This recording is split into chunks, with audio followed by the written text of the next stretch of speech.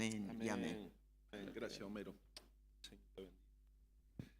Qué bueno es tener la posibilidad de compartir la palabra en este día. Qué bueno también es la posibilidad que tenemos nosotros y la libertad de escuchar esa palabra, de adorar a Dios.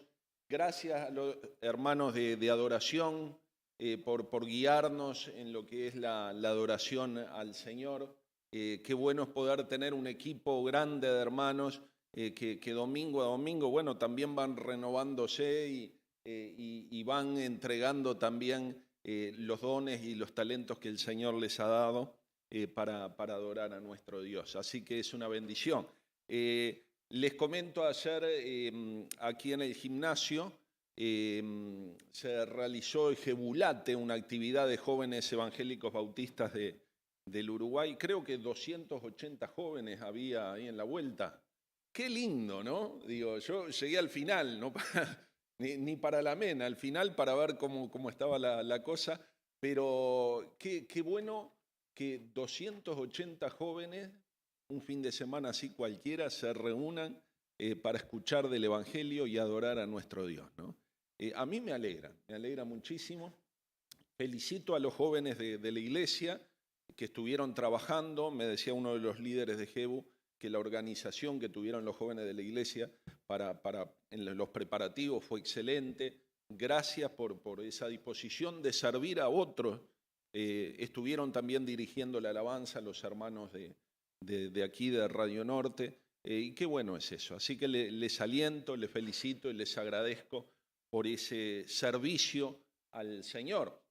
Otra de las cosas que pasó esta mañana, si usted no llegó a la clase de la escuela dominical, hoy a las 10 de la mañana fue especial. Nos visitó el pastor Gustavo Banescayán, el director del Festival Palau. Capaz que todavía no ha empezado a escuchar del Festival de Palau, pero en noviembre va a haber una movida muy grande a nivel de las iglesias evangélicas del Uruguay, ¿no? Con relación a este festival, ¿no? Tal vez los que son más jóvenes no participaron nunca de un evento así multidenominacional, pero bueno, va a ser una oportunidad linda estar trabajando con otros hermanos de otras iglesias que de repente ni siquiera llegamos a conocer, con el fin de dar a conocer el Evangelio.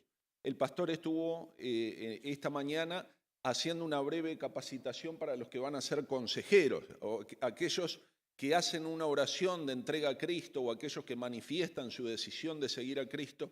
El primer encuentro, la primera charla que tiene es con los consejeros ahí en el medio del festival, ¿no? Y qué bendición es poder participar de ese momento que es el nacimiento, en algunos casos, es el nacimiento espiritual de muchos creyentes, ¿no? Así que gracias también por aquellos que se anotaron y qué bueno es poder participar. Pero hay posibilidad de participar para todos. ¿Cómo? Orando e invitando a este festival.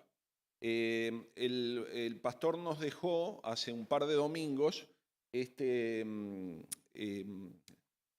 bueno, se llama Operación Andrés, pero bueno, aquí hay un lugar con 10 lugares para poner nombres de personas por los cuales estar orando.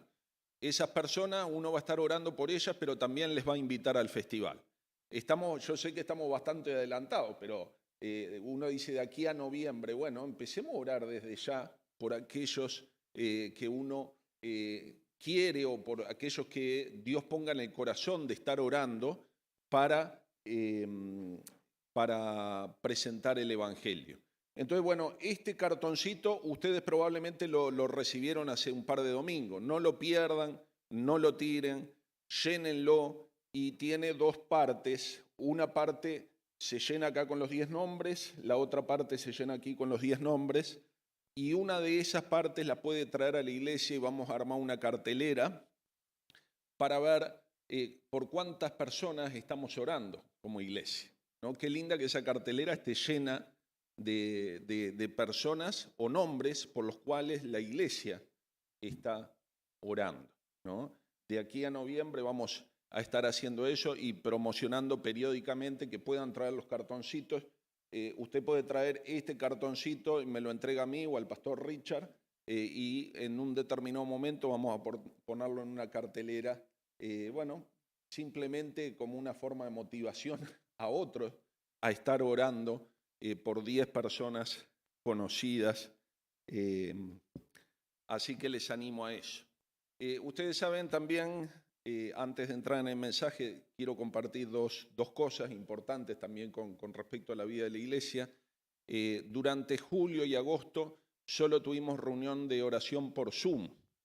Ahora, a partir de septiembre, a partir de este miércoles, vamos a comenzar con las reuniones presenciales de oración y queremos darle también un carácter de discipulado. O sea, va a ser un discipulado con una parte de reunión de oración sobre el final del discipulado, ¿no? Todos los discipulados, quien hace discipulado, en algún momento del discipulado, uno se toma un tiempo de orar unos por los otros, orar por las necesidades, pero va a tener este doble carácter, ¿no? Discipulado y oración. Así que miércoles a las 20 horas en el subsuelo, a partir de este miércoles, comenzamos con las reuniones de oración. Y bueno, aquellos que se están acercando al Señor, aquellos que, están viniendo a la iglesia por primera vez o están conociendo a la iglesia, vengan a esta reunión. Aquellos que han ingresado a la membresía, la invitación es abierta para todos, pero es una oportunidad de estar haciendo discipulado. Tanto Richard como yo vamos a ir intercalando en dar los temas del discipulado o dirigir las reuniones, pero es una buena oportunidad que la iglesia esté junta, orando, intercediendo, creciendo también juntos en esto. Y también otra cosa que les quiero contar que me llena de alegría. Ustedes saben que tenemos un anexo en Flor de Maroña, ¿no? A ver, alguien que vaya al anexo de Flor de Maroña. Tenemos una, ¿no? Varias. Allá atrás está el equipo que trabaja en los sábados, Nelsa, que está los domingos. Y nosotros tenemos un localcito pequeño que alquilamos para tener las reuniones allí, pero hace meses que venimos en tratativas con una iglesia que está ahí a 2 cuadras de donde nosotros nos reunimos, y hablamos con su pastor la posibilidad de que nos presten el templo para hacer las reuniones allí. Y esta semana nos dieron la llave para poder estar haciendo las reuniones en ese lugar y vamos a tener un lugar prácticamente para 100 personas preparado para predicar el Evangelio. Ya tiene su púlpito, tiene sus bancos, tiene un hermoso lugar ahí en Flor de Maroñas para predicar la palabra del Señor, ¿no? Agradecemos a Dios por estos hermanos, este pastor y esta iglesia que tiene una visión de reino, ¿no? No tanto una visión denominacional, sino una visión de reino del Señor. Y ese corazón abierto para la obra del Señor, ¿no?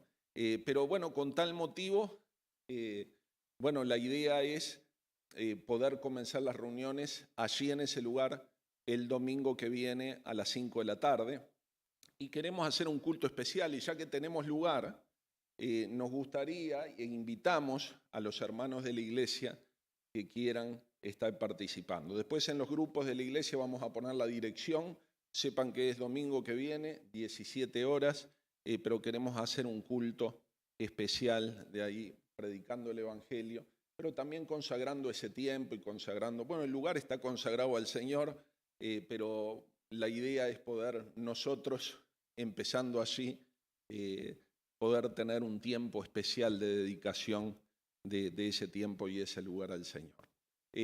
Vamos a tener que hacer algunas reparaciones, mantenimiento en el lugar, que probablemente lo hagamos el sábado que viene, en la mañana, probablemente en la mañana un equipo y en la tarde otro. Los que quieran ayudar en esa tarea, también hablen conmigo para poder ir viendo qué tareas podemos ir haciendo, pero es un lugar bastante grande que tiene un predio adelante, probablemente tengamos que cortar pasto y y bueno, hacer un poco de limpieza y la idea es poder acondicionarlo para que esté pronto para el domingo. Así que, hermanos, hablen conmigo al final si alguno quiere estar ayudando y colaborando en eso. Ahora sí vamos a la palabra del Señor. Hace 2 domingos yo estaba compartiendo con respecto al libro de Romanos, y ustedes recordarán que hablamos sobre un pasaje que resumía o que de alguna manera ponía en relieve lo que iba a ser la disertación de Pablo en toda la carta a los romanos, ¿no? Y bueno, nos referimos en esa oportunidad a Romanos 1, 16 y 17, y solamente a modo de recordar, ¿no? de tomar una base de partida para el mensaje de esta mañana, decía en ese pasaje: pues en el Evangelio la justicia se revela por fe y para fe, como está escrito, mas el justo por la fe vivirá. Y bueno, y hablábamos en función de ese pasaje, que en el Evangelio la justicia de Dios se hacía evidente. No solo que Dios es justo, ¿no? Uno parte de esa base: Dios es justo, pero también demanda justicia. No podemos ir a su presencia o llegar un momento a su presencia, allí delante de su trono en el cielo, si no estamos vestidos de justicia. Dios es justo y demanda justicia. Decíamos o explicábamos en ese mensaje pasado. Dios también provee esa justicia por medio de Cristo, decíamos, porque ninguno de nosotros nos podemos vestir con ropas de nuestra justicia para estar en la presencia de Dios. ¿Recuerdan? Simplemente a modo de introducción. Y también veíamos el pasaje, el versículo anterior que decía: no me avergüenzo del Evangelio, porque es poder de Dios para salvación de todo aquel que cree, ¿no? Hablábamos que en el Evangelio no hay motivo para avergonzarse, sino que el mensaje del Evangelio quita toda la vergüenza que puede producir el pecado, ¿no? Pero bueno, muchas veces, siendo sinceros, cuando hablamos de esto y decimos el Evangelio es poder para salvación, en este mundo posmoderno hay gente que nos pregunta: ¿salvos de qué? ¿Le ha pasado? Muchas veces hasta con escepticismo, cuando nosotros proclamamos esta verdad del Evangelio y decimos el Evangelio es poder de Dios para salvación, y algunos: ¿salvo de qué? Realmente en el mundo occidental, ¿no? Porque esta declaración muchas veces funciona de este lado del mundo. Uno dice: tengo trabajo, tengo donde vivir, las cosas me van relativamente bien. Algunos piensan así, ¿no? No vamos a hacer a pasar raya y decir que todos piensen así, pero hay muchos que se ponen en esta posición entendiendo que tienen una relativa seguridad. Entonces, ¿salvos de qué?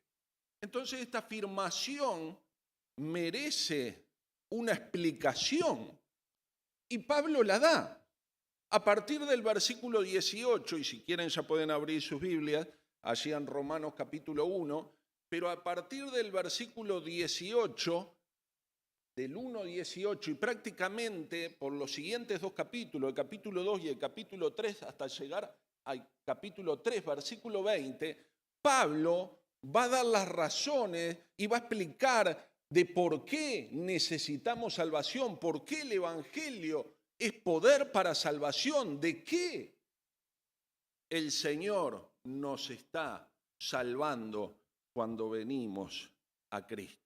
De alguna manera estos 3 capítulos son como una radiografía espiritual que dejan clara cuál es la situación espiritual del ser humano. Y no la situación espiritual del ser humano hace 2000 años atrás cuando Pablo escribió esto, sino la situación espiritual del ser humano hoy, en este día, porque no ha cambiado el ser interior del ser humano en 2000 años. Y estamos hablando que Pablo presenta un diagnóstico. Evidentemente que no es su diagnóstico, no es que Pablo esté diagnosticando cuál es el problema del ser humano, sino que Dios le está revelando a Pablo cuál es la situación del ser humano delante de él. Como decíamos, Dios es un Dios justo y demanda justicia. Para acercarnos a Él, para ir a su presencia, necesitamos justicia, pero nos encontramos con la realidad de un ser humano, ¿no? Y cuando digo ser humano, nos incluimos todos nosotros, cada uno de nosotros en este punto o en esta situación. Y yo les invito a leer varios versículos de Romanos. Usted lo tiene allí, capítulo 1, vamos a leer del versículo 18 al 32. Capaz que lo podemos poner en la pantalla para los que no tienen Biblia.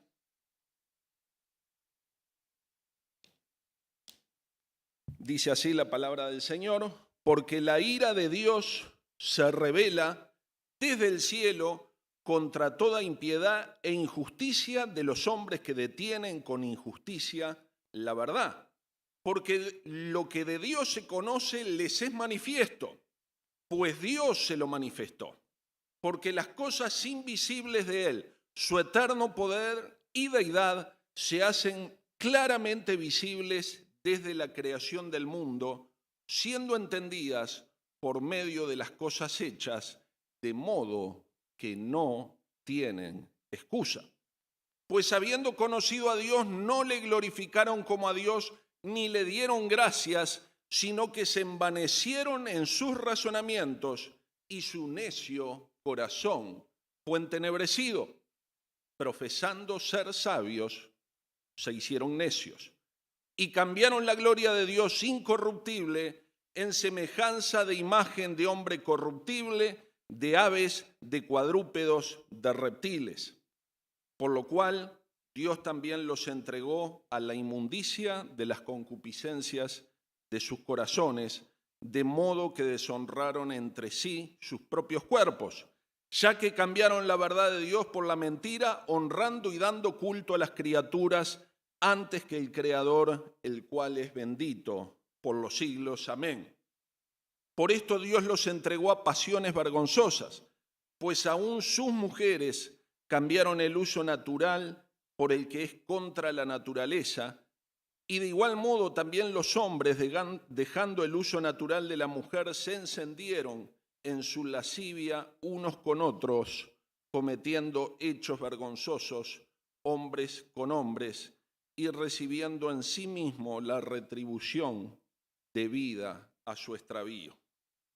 Y como ellos no aprobaron tener en cuenta a Dios, Dios los entregó a una mente reprobada para hacer cosas que no convienen, estando atestados de toda injusticia, de fornicación, perversidad, avaricia, maldad, llenos de envidia, homicidios, contiendas, engaños, malignidades, murmuradores, detractores, aborrecedores de Dios, injuriosos, soberbios, altivos, inventores de males, desobedientes a los padres, necios, desleales, sin afecto natural, implacables, sin misericordia, quienes habiendo entendido que el juicio de Dios, que los que practican tales cosas son dignos de muerte, no solo las hacen, sino que también se complacen con las que las practican. Cuando uno lee este texto, hay muchas cosas que vienen a la cabeza, pero uno dice, qué parecido era el mundo hace 2000 años que el de ahora. Yo me acuerdo que cuando iba a la escuela o en el liceo, teníamos la idea, cuando el maestro o el profesor nos hacía pintar o hacer una redacción sobre lo que iba a ser el futuro, bueno, uno imaginaba que los autos iban a volar. No ha pasado eso. Pero bueno, uno imaginaba que con el reloj iba a poder tener una conversación mirando a otro. Bueno, eso sí ha pasado. Hay cosas que se han dado y cosas que no. Pero uno pensaba que la sociedad iba a ser más justa. Uno pensaba que había ciertos problemas que se iban a terminar. Uno tenía expectativa que con la madurez de la sociedad, bueno, las guerras se iban a terminar, los conflictos armados iban a parar, no iba a haber más hambre en el mundo. Uno entendía que el conocimiento, y bueno, y de alguna manera nos inducían a pensar eso, que el conocimiento y la madurez social y la educación nos iba a llevar a una situación de bienestar donde el hombre iba a entrar en un estado, o la humanidad iba a entrar en un estado de madurez, donde, bueno, no solo los autos iban a volar, sino que ya no iba a haber los problemas que aquí se mencionan. Pero lejos de ser así, uno llega a este punto de la historia, pleno siglo XXI, y estamos retrocediendo como a la mitad del siglo XX y estamos prácticamente a las puertas de una guerra mundial y una nueva guerra fría. El flagelo de la droga, del alcoholismo, de las adicciones, prácticamente es un terremoto que ha arrasado toda nuestra sociedad. Hoy nos decía el pastor Vaneskayán, que hoy salió un artículo en el diario, que la tristeza de los jóvenes se ha multiplicado por 3 aquí en el Uruguay.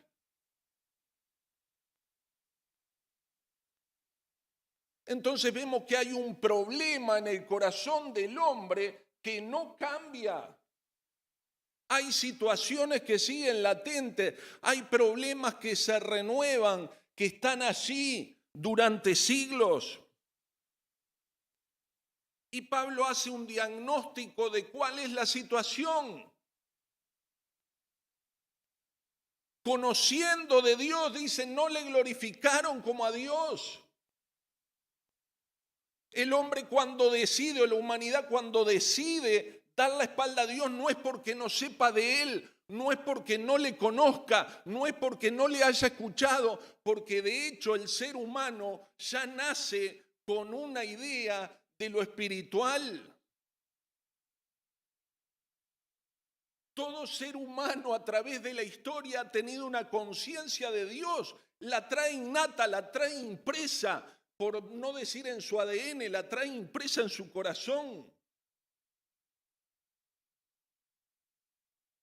No es excusa que no conocen a Dios porque Dios no se les haya presentado, sino porque hay un rechazo a Dios, hay un rechazo a Dios y a su palabra, hay un rechazo a su revelación. En el versículo 20 dice, las cosas invisibles de Él, su eterno poder y deidad, se hacen claramente visibles por medio de las cosas hechas. La creación misma habla de Dios.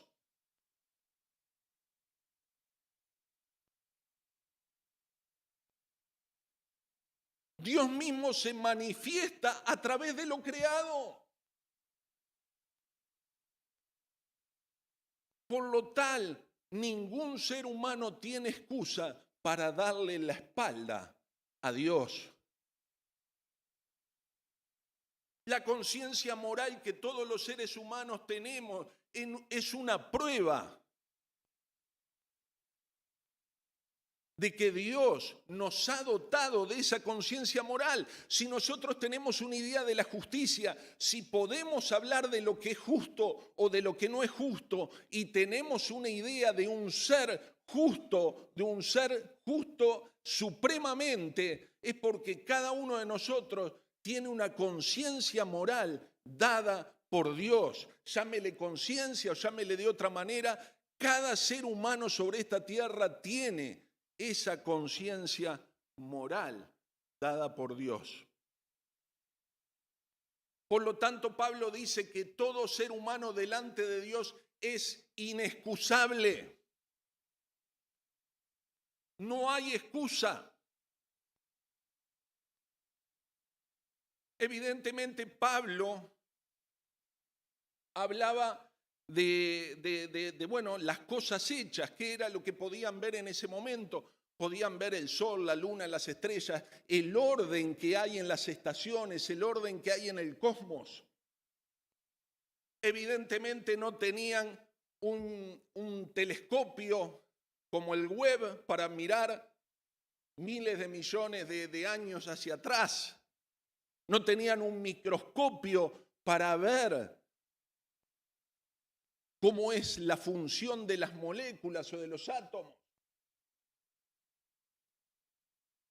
Pero aún así hoy, en pleno siglo XXI, con la ciencia y la tecnología al punto donde lo tenemos, cada vez que el hombre va más profundo y conoce más de lo que Dios creó, más evidencia hay de que Dios está detrás de su creación.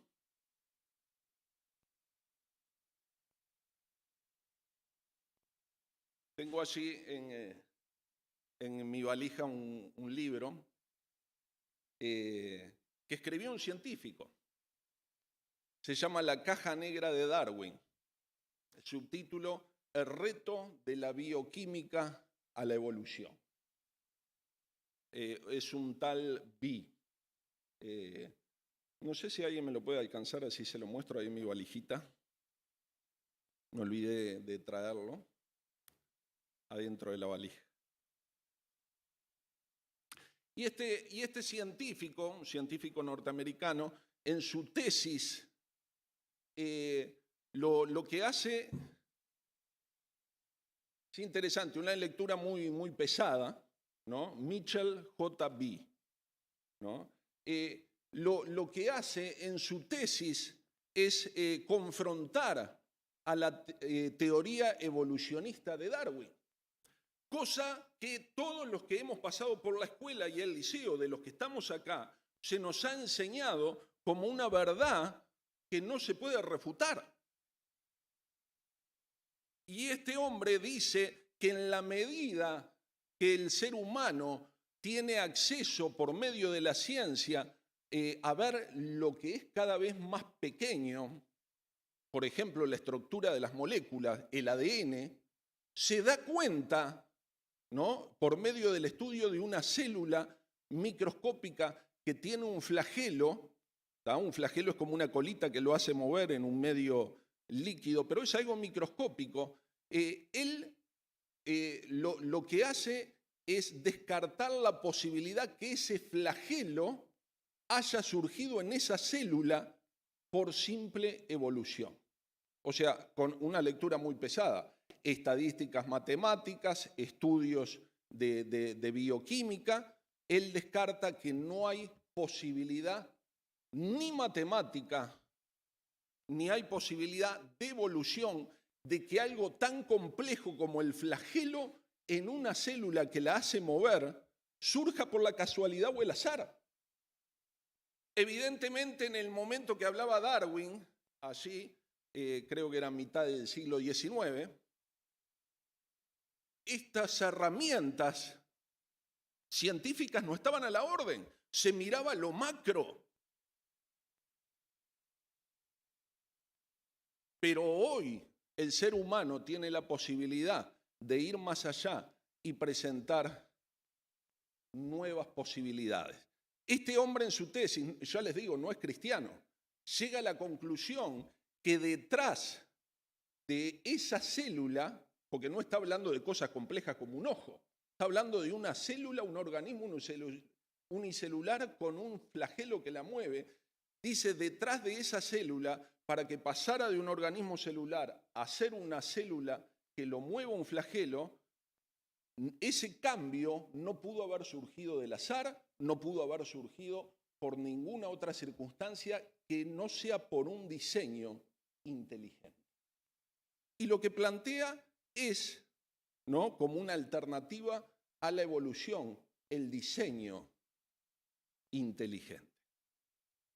Pero como todo científico, nunca le va a llamar Dios.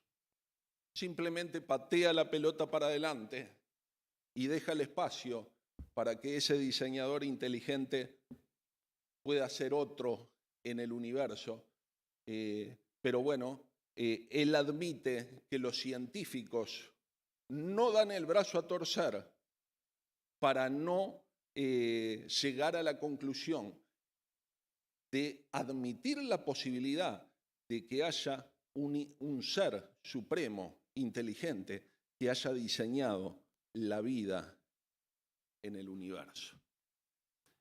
Entonces, hay una resistencia del ser humano a reconocer que Dios es Dios, profesando ser sabios. O no hablemos en tercera persona, ¿no?, sino hablemos en primera persona, porque estamos hablando de la humanidad. Profesamos ser sabios y nos convertimos en necios. Como aquel que defiende argumentos de cosas o defiende ideas totalmente irracionales, pero se mantiene firme en su posición. Ustedes conocen al argumentón Zapata, ¿no? El que no la gana la empata, ¿no? Hay personas que en su discusión nunca pierden. No tienen argumento, pero se aferran a eso y nadie las mueve de ahí.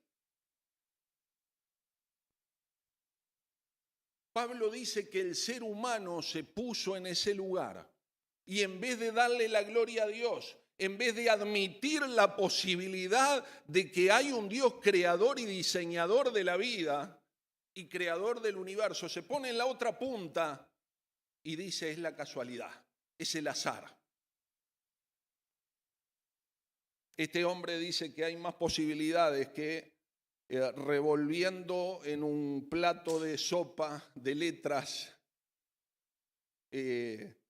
revolviendo la sopa de letras, queden armado la secuencia de tu nombre, tu teléfono, tu cédula de identidad, tus datos personales.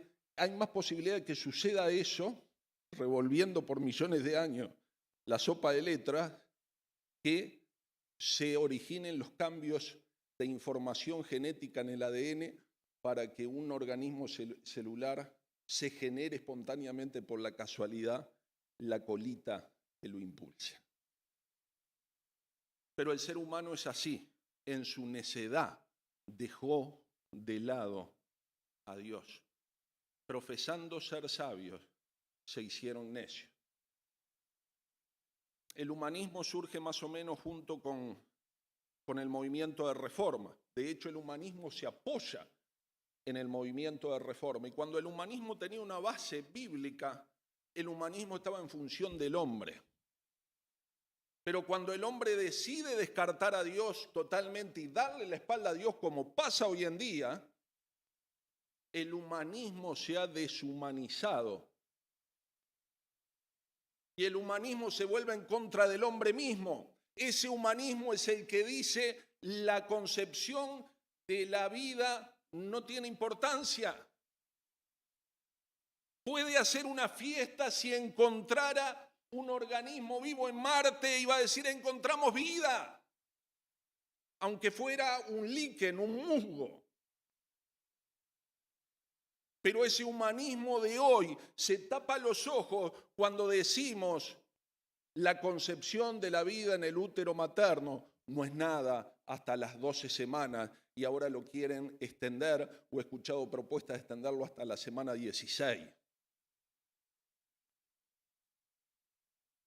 ¿A dónde vamos a parar?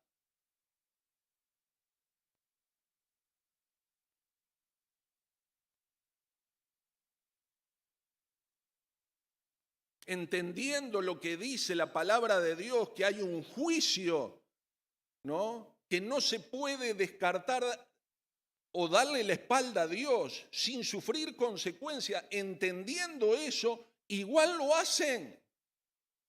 O no hablemos en tercera persona, igual lo hacemos. Y en función de eso es que Pablo habla de las consecuencias.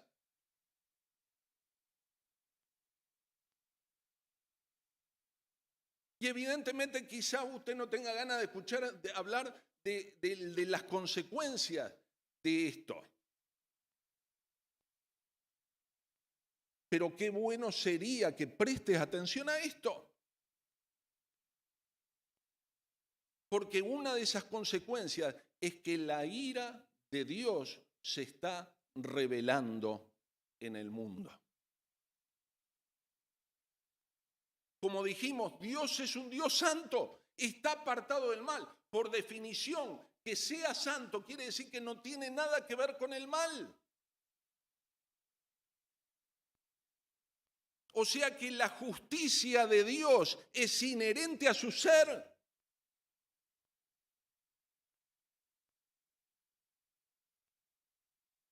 Entonces, cuando hablamos de la ira, no porque este pasaje comienza, si no se dio cuenta, y lo puede mirar de nuevo, 1:18, Romanos 1:18, dice, porque la ira de Dios se revela desde el cielo contra toda impiedad e injusticia de los hombres que detienen con injusticia la verdad. No lo estoy inventando yo. Pablo lo está diciendo en este diagnóstico. La ira de Dios se revela. Algo que se revela es algo que se da a conocer, algo que se manifiesta, algo que estaba oculto, pero que sale a la luz.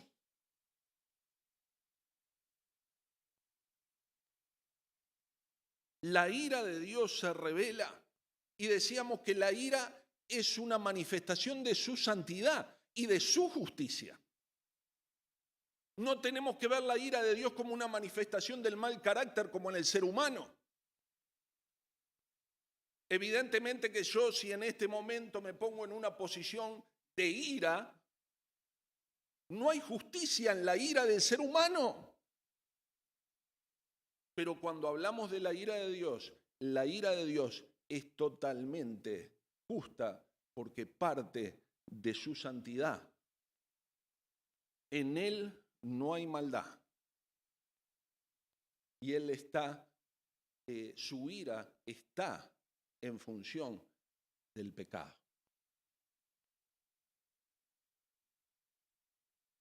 Dios ama al ser humano y está muy claro y podríamos hablar de decenas de pasajes donde Dios manifiesta su amor por el ser humano. De hecho, por ti y por mí de una forma personal. Pero Él aborrece el pecado. Su ira no neutraliza u opaca su amor, pero también la Biblia nos dice que Él no va a tomar por inocente al culpable, porque en ese caso Él no sería justo. Imagínese usted y piénselo de esta manera, que un juez que tiene que juzgar a uno que ha cometido un delito grave en función de su estado de ánimo, llega a su oficina y lo ve sentado ahí a la acusada, perdón. ¿Qué hiciste con Dani? No, está allá atrás. Y le dice, hoy me levanté de buen humor. Inocente. ¿Sería justo ese juez? No. La Biblia nos habla de un Dios de justicia, un Dios que no puede ser de alguna manera sometido a tomar decisiones injustas. Nahum 1:3 dice, Jehová es tardo para la ira, grande en poder y no tendrá por inocente al culpable.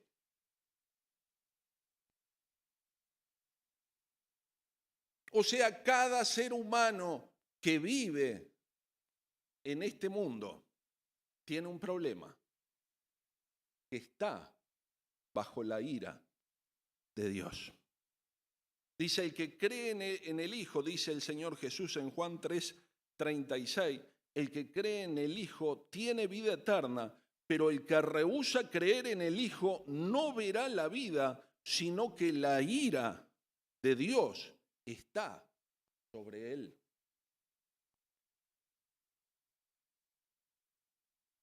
Mi hermano, y no nos gusta escuchar mucho acerca de predicar de la ira de Dios. Preferimos que se nos predique sobre el amor de Dios. Pero como ya le dije, una cosa no se opone a la otra. Porque Dios te ama de una forma especial, pero no puede conciliar con el pecado.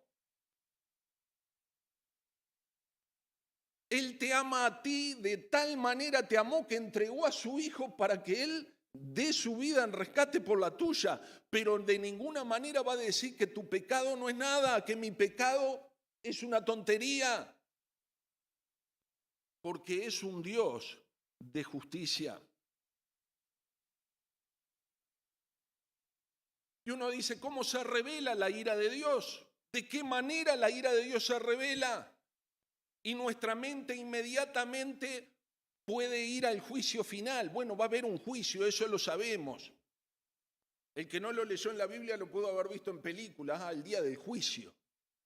Por ahí debe haber algunas películas con ese nombre. Y bueno, y nuestra mente va al Apocalipsis, a Apocalipsis capítulo 20 o a Mateo 25, el juicio delante del trono de Dios. Y bueno, mi amigo, mi hermano, en ese momento va a haber una manifestación de la ira de Dios, podríamos decir escatológica en el futuro, donde aquellos que no acepten o que no hayan creído en el Señor Jesucristo van a ser excluidos de la presencia de Dios. No por un día, 2 días, sino eternamente. Y sin duda que eso constriñe nuestro corazón, sin duda que eso nos apena, porque es una manifestación de la ira de Dios. Pero Pablo nos está hablando de una forma aquí, que la ira de Dios se hace más cotidiana, porque muchas veces pensamos, pero eso va a pasar muchísimo tiempo para adelante, Dios. Esperar el juicio final. O por lo menos uno se lo imagina así, ¿no? ¿Cuánto falta para eso? No sabemos. Probablemente falte tanto tiempo como días de vida nos queden. Esperemos que sean muchos. Pero algún día nos vamos a confrontar delante de ese trono y va a haber una expectativa donde ese juicio o esa ira de Dios se derrame eternamente sobre aquellos que le han dado la espalda al Señor Jesucristo. Triste. Pero evidentemente este panorama hace resaltar el Evangelio. Alguien decía, un predicador decía, que este panorama que estamos describiendo es la tela negra que hace resaltar el diamante del Evangelio. Pero Pablo, cuando se refiere a la ira de Dios se revela desde el cielo contra toda impiedad, no solo se está refiriendo a ese juicio hacia adelante, sino que está hablando un efecto de la ira de Dios, que lo podemos ver cada día en nuestras vidas o lo hemos experimentado en algún momento, en alguna etapa de nuestra vida.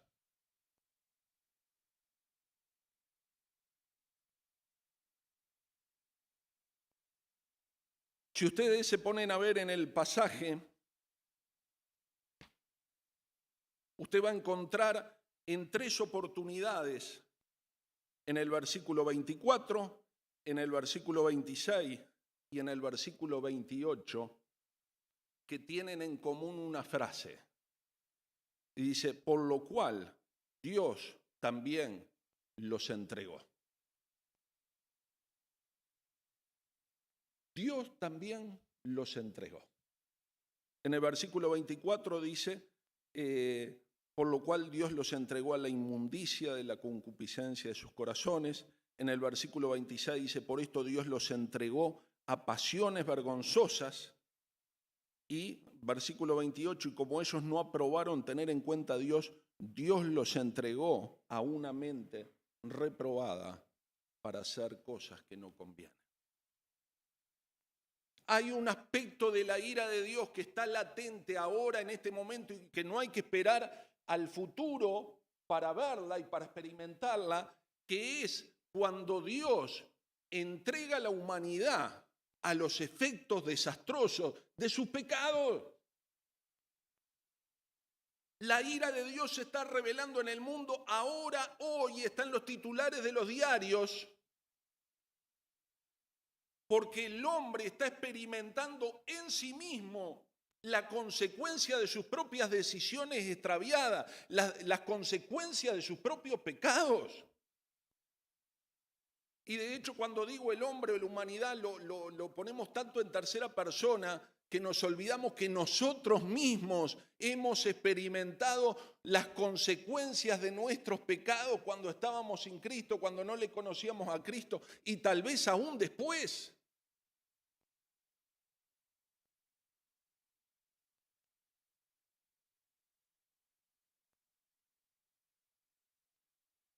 Hay un efecto degradante en nuestra condición pecadora que nos hace pasible de la ira de Dios.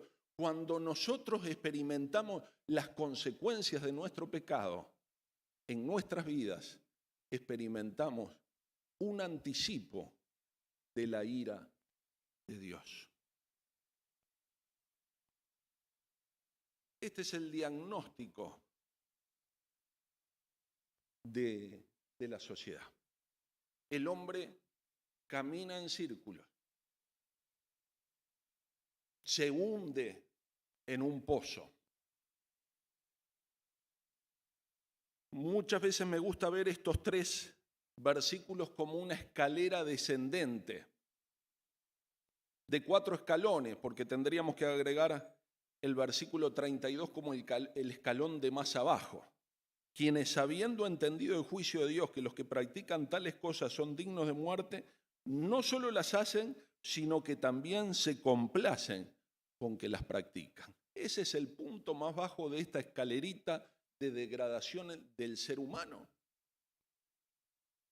Pero el ser humano experimenta en su vida, en sus sociedades, en sus costumbres, en los valores que aprueba, en las cosas que enseña, en los resultados que cosecha. Porque bueno, en esto se aplica también la verdad bíblica y el principio bíblico.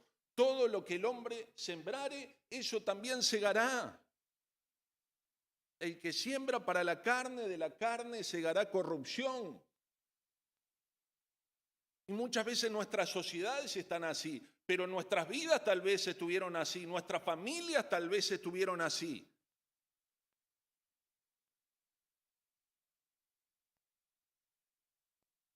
Entonces decimos, ¿salvos de qué?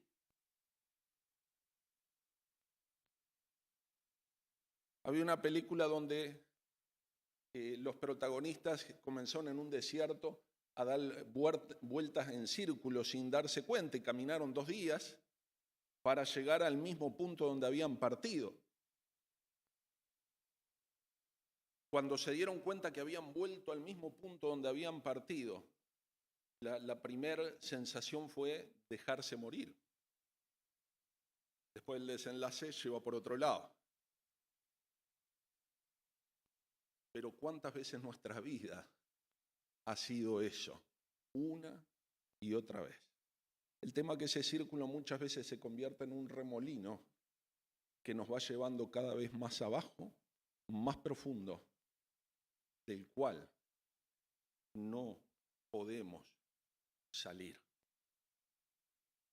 Mis hermanos, y es en este momento donde el Evangelio toma significado y estas palabras, el Evangelio es poder de Dios para salvación de todo aquel que cree, porque el único que tiene poder de ir al fondo del agujero, tomarte de la mano y sacarte a su presencia es el Señor Jesucristo.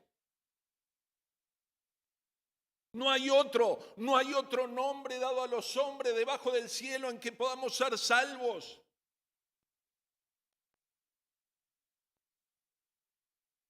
Es interesante esta palabra, los entregó.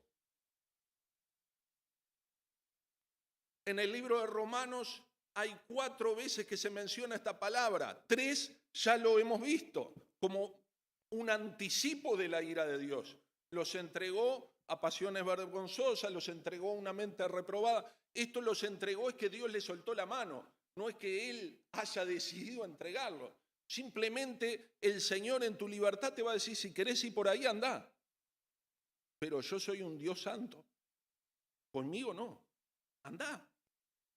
Eso es o significa Dios le entregó. Pero decimos, hay 3 veces que Pablo menciona este concepto. Dios los entregó.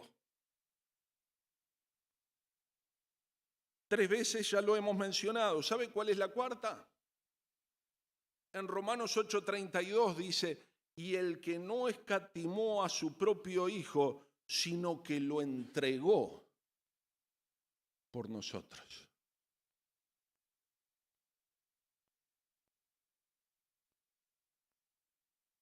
Jesucristo mismo se entregó por nosotros. Como decíamos hoy al participar de la cena, Él tomó nuestro lugar. Dios mismo da la solución al problema del hombre.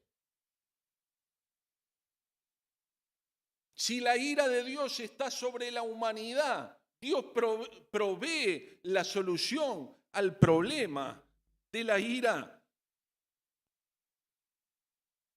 Cuando uno sigue leyendo, y uno pasa al capítulo 3 a partir del versículo 21, porque decíamos que del 1:18 hasta el 3:20 hay un diagnóstico del problema del hombre.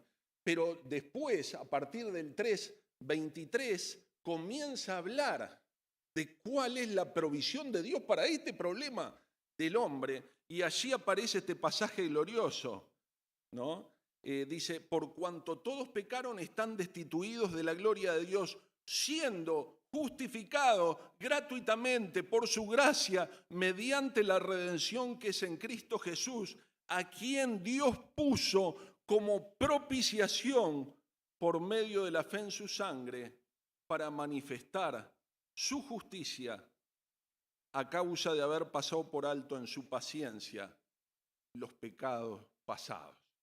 Hay 3 conceptos allí que no vamos a ahondar hoy, quizá más adelante, la justificación, la redención, pero sí quiero hablar de la propiciación. Y rápidamente, propiciación significa apartar la ira por medio de una ofrenda.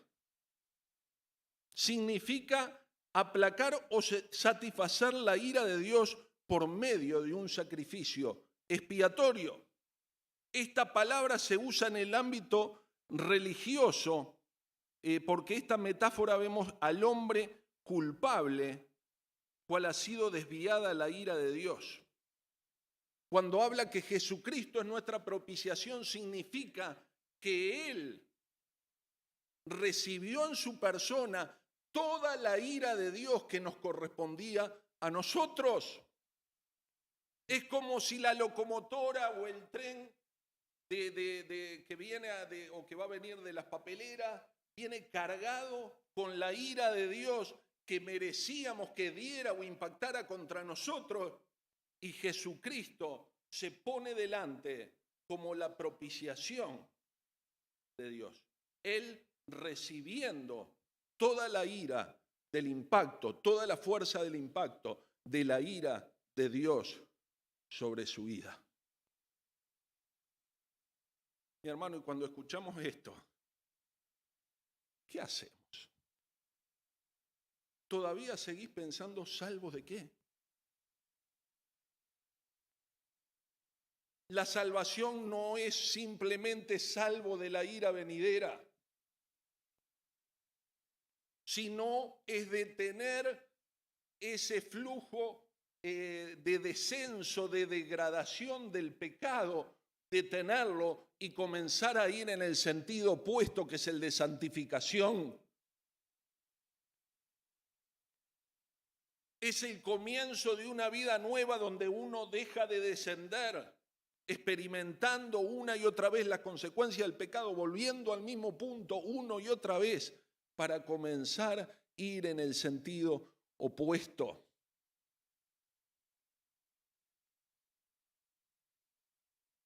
No quiere decir de ninguna manera que ya no peques más, pero sin duda los efectos desastrosos del pecado de separación de Dios y muerte no están sobre tu vida porque ya lo llevó Cristo. Ya la ira de Dios no va a estar sobre tu vida porque esa ira la recibió Cristo en la cruz del Calvario.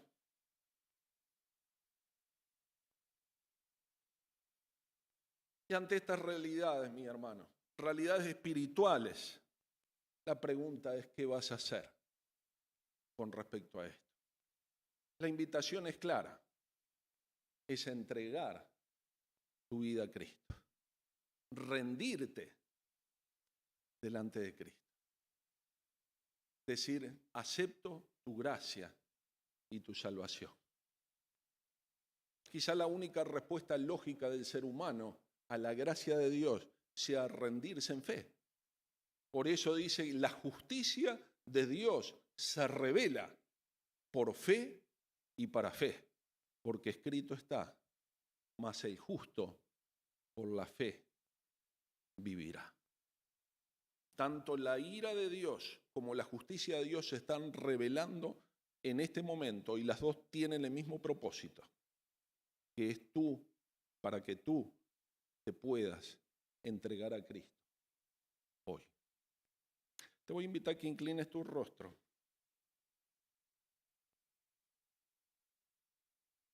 y pienses en tu condición. Tal vez Dios te esté mostrando, te haya mostrado durante este mensaje de qué manera o cómo la ira de Dios se ha manifestado en tu vida.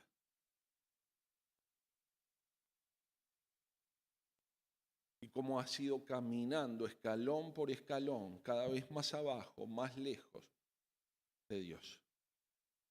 Pero hoy Jesús extiende su mano y te invita a que la tomes. Mi pregunta es: ¿vas a tomar su mano en fe? ¿Vas a confesar que el sacrificio de Cristo es por vos? ¿O vas a mantener la posición de necedad, de envanecimiento, de falta de humildad, de decir: no necesito de Dios? Hoy es el día. El Espíritu Santo está tocando tu corazón.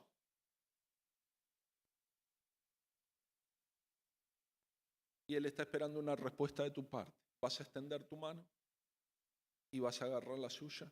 Jesús dice: venid a mí los que están trabajados y cargados, y yo les haré descansar. Si es ese tu deseo, levanta tu mano. Yo quiero conocerte. Quiero orar por ti en esta mañana. Dios te bendiga. ¿Habrá alguien más que quiera entregar su vida a Cristo hoy? No dejes pasar este momento. ¿Por qué? Porque es un momento especial. El Espíritu Santo de Dios está hablando a tu corazón. No es cuando tú quieras, sino cuando el Señor te llama. Si Él te está llamando hoy, no endurezcas tu corazón. Vení a Cristo hoy. ¿Hay alguien más que quiera entregar su vida a Cristo, que quiera tomar? Dios te bendiga. Puedes bajar tu mano. ¿Alguien más?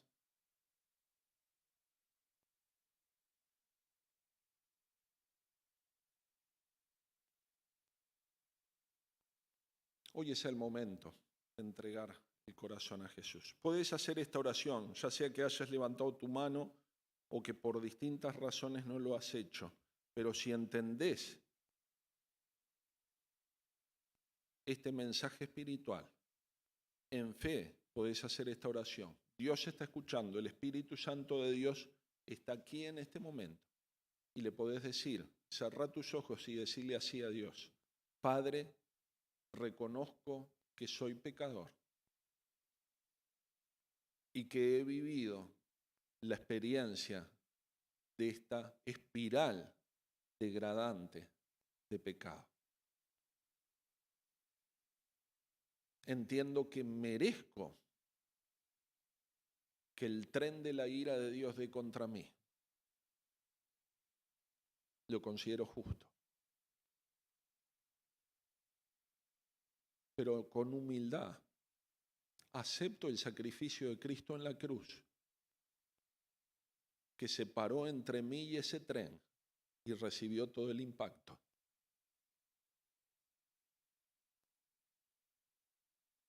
De la ira de Dios sobre su vida. Agradezco por el sacrificio de Cristo en la cruz.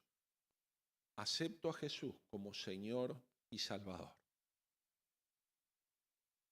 Y le pido al Espíritu Santo de Dios que entre a vivir a mi vida.